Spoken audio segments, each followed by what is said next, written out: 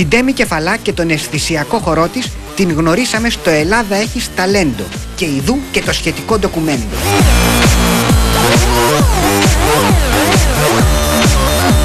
Εντυπωσιακό σόουμα την αλήθεια. Αναστατώθηκα πολύ, σαν άφαγα ρεβίθια. Τα shows που κάνω είναι εντυπωσιακά shows. Κάνω διάφορα σκηνικά, theatrical. Κάνω shows μέσα σε ποτήρια, σε κούνιες μεγάλες. Εντυπωσιακά shows. So this is gay Paris, come on along with me. Τι να σας πω, έχω μείνει κόκαλο. Κούνια μπέλα μέσα σε ποτήρι δεν μου έχει ξαναματατύχει να δω. Ούτε στο εξωτερικό, ούτε εδώ.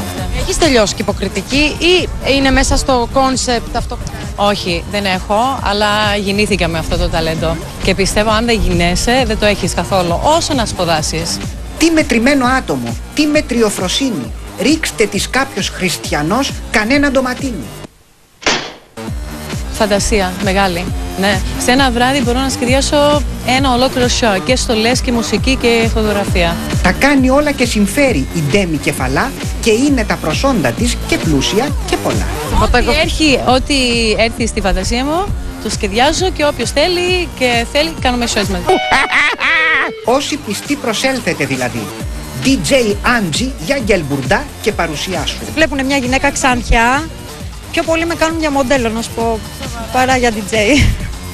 Σας παρακαλώ, δεν είναι σωστό να γελάτε μαζί μου. Κύλησε ο Τέντζερης και βρήκε το καπάκι, τι δίδυμο υπέροχο, τι φίνο ντουετάκι. Κι όσο για τους άντρες, ας πάνε να κουρευτούν. Οι άντρες είναι λίγο περίεργα όντα. Δηλαδή, και χωρίς να δώσει δικαίωμα, το παίρνουν από μόνοι τους. Αρχίζουν και έχουν δικά τους, φαντασιώνονται διάφορα. Ξέρετε, είναι αυτό και που πήγες και θα πας εκεί και που θα πας να παίξεις και τι θα γίνει εκεί το βράδυ. Βρε, καλέ μου, θα παίζω μουσική, ας πούμε. Καταλαβες. Δεν καταλαβαίνω αυτά. Αχ, άντρες χοντροκέφαλοι, αχ, άντρες μπουνταλάδες. Γιατί να είστε καχύποπτοι και άπιστοι θωμάδες.